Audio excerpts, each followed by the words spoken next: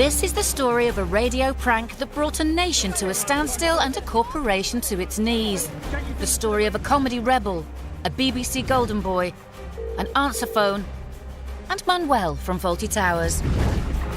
A story that threatened Western civilization as we know it, until we realised it was all a bit silly. It began when an old man received a prank call about his granddaughter's celebrity bunk-up.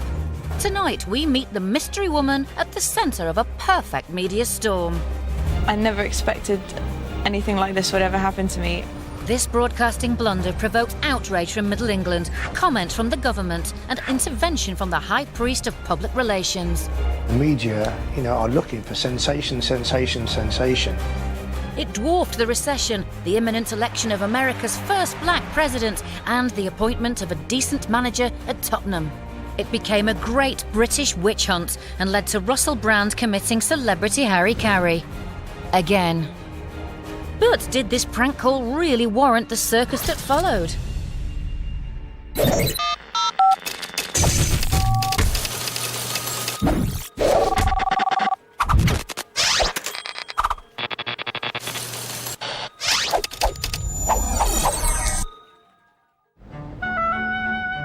Thursday, the 18th of October, Britain woke up facing war, recession, the end of capitalism, and so on.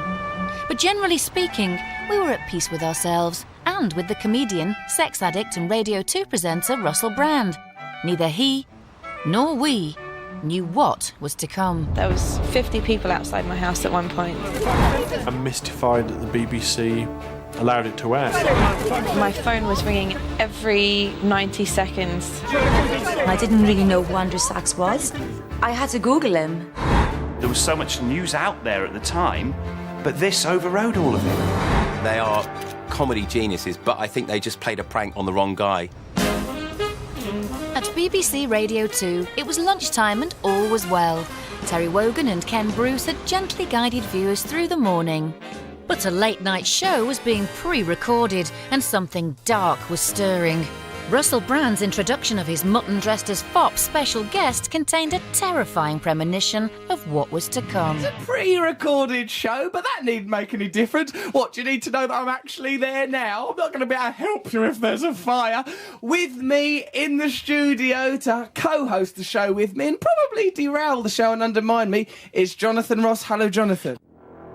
Russell's other special guest was supposed to be the nation's favourite Spanish waiter, Manuel from Fawlty Towers. But comedy actor Andrew Sachs' failure to answer a phone call from Russell and Ross had terrible consequences for a young exotic dancer plying her trade in Central Europe. Brand knew Andrew's granddaughter, and Jonathan knew exactly how well. Russell left me quite a frantic voice message on my phone. While I was at rehearsal. I picked it up and I told the girls, I'm like, oh my God, Jonathan Ross just blurted out on Russell's show that Russell had slept with me.